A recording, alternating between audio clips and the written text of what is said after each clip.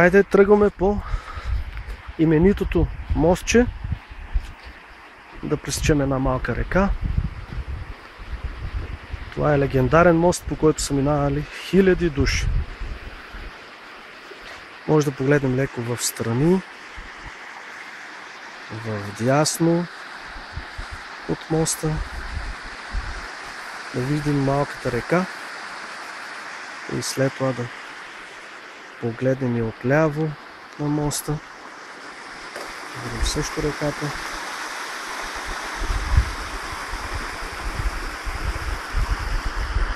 И продължаваме към гранична застава Пловдивци.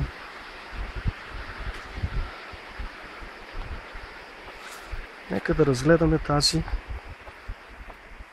застава.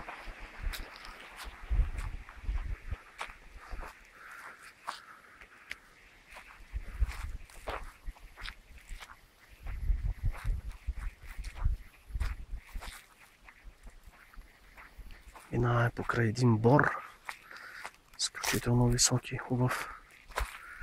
Ето тук се виждат високите планини. И вече навлязохме в двора на гранична застава Пловдивци. Или доколкото знам, доколкото ми е известно, едно от имената на заставата е било Панама. Много интересно име и звучи много изненадващо. Панама. Ето заставата в далечен план. Вижда се хубаво. В дъното една малка беседка. Нека да разгледаме и планинските върхове, преди да се отправим към входа на заставата. А не може да направим един кръг с видеокамерата, за да имаме по-ясна представа какво се вижда от двора на заставата. Ето тук още една постройка. Някои хора сигурно се досещат за какво се използвала тя, но лично аз не знам. Нека да проверим.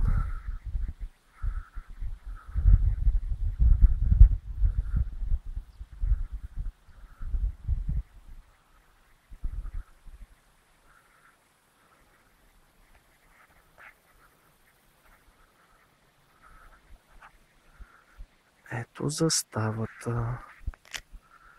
Нека да продължим нататък по нашия път.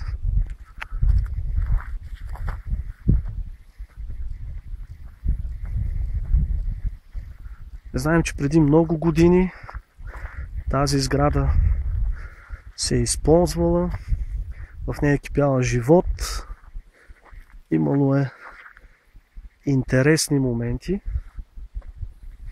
имало е сигурно и тежки моменти, хората знаят. Ето тук да видим един малък басейн. Гледайте каква хубава кръгла форма. Ето една сграда в дъното и някакви прозорци се отварят. Други са малко поизпочупени. Нека да видим сега откъде са влизали всички хора. Ето и самия вход на заставата. Нека да го погледнем. Да го видят всички.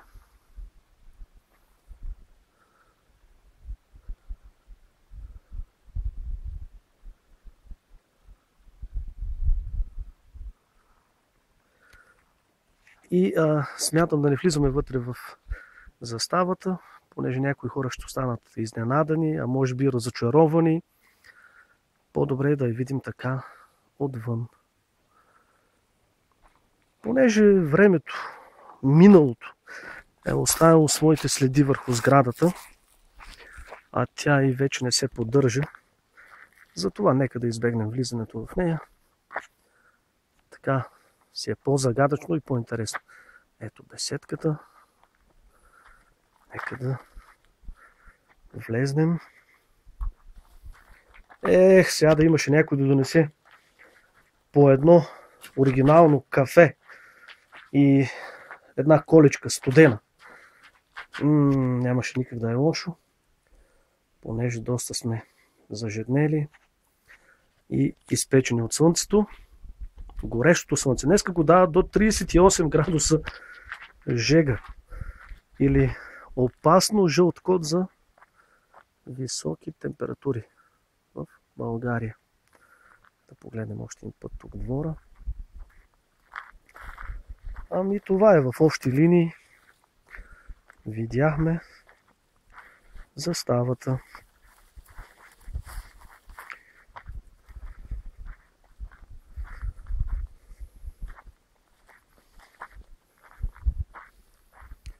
Ето да погледнем сега тук планините, които се вижда. Даже тук има един много опасен терен, скалист, с едни много опасни камъни. Ето да се завъртим и да погледнем.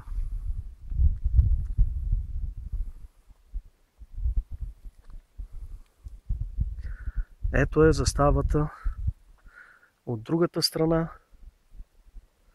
в далечен план. Ето е и беседката. Нека да завършим така нашия видеоклип.